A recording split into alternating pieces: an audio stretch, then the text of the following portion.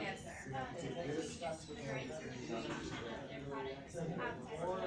Correct. And what was that violation? Do you know? I'll give you a hint. It was an Asia. It was either like wages or condition. It was dealing with the factory. Did you get number 11 yet? No, like Close. the condition of the factory. Not the condition. It has to do with the employees. The hours. Okay. Anyone else have any? There are children that were working in there.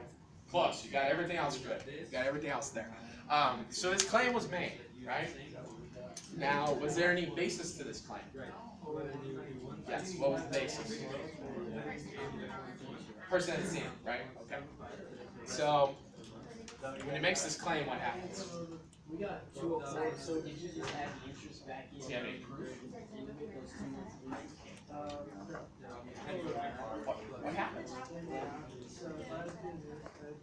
What happens in the case? It gets thrown out after Not quite. Not quite. Well, they sent out letters, didn't They did. And what was the result of that? that You're on the right track. Let's open up. Let's all look at this together. Nike campaign.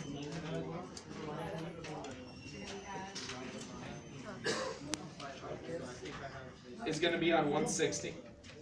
And what you need to hear is page 162 and 163. Now, interesting part about this case that we aren't looking at.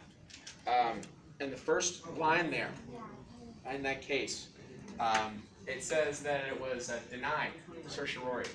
What's that mean? What's a writ of certiorari?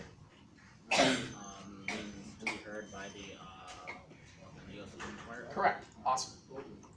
So if they were denied certiorari, what's that mean? They have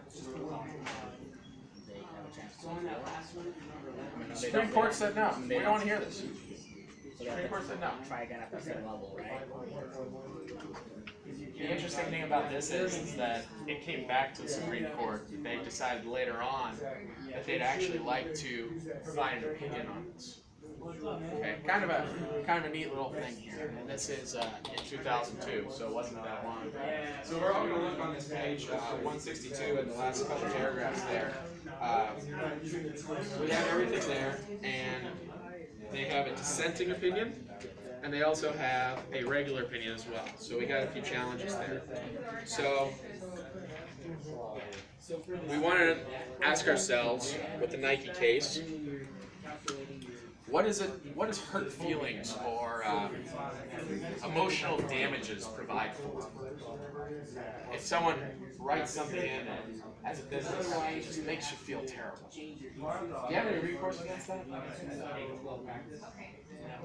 If it's like falls under like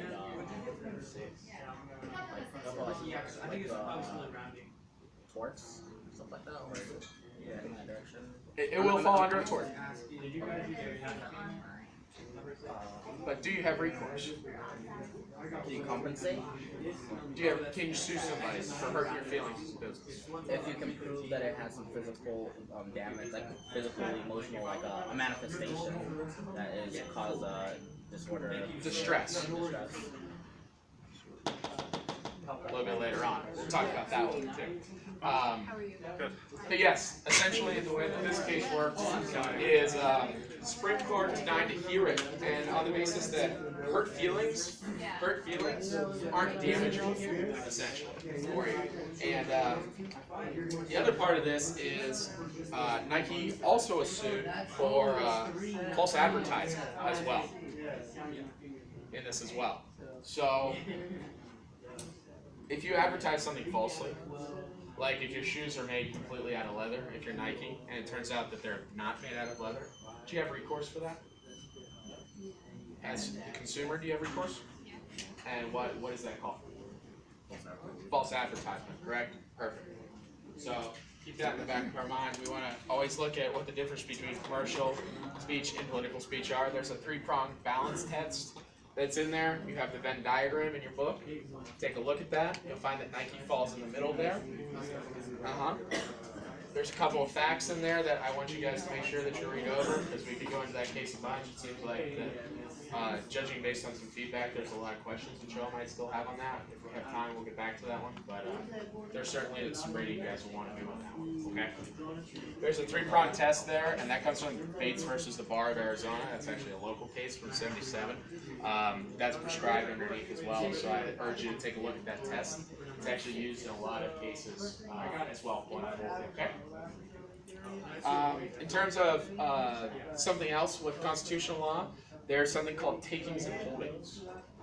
There was a very famous case in 2005 called the Kello case. It's Kello versus New London. If you are doing the law thing, I know a couple of us are, a couple of us aren't. This is a case that you will experience multiple times.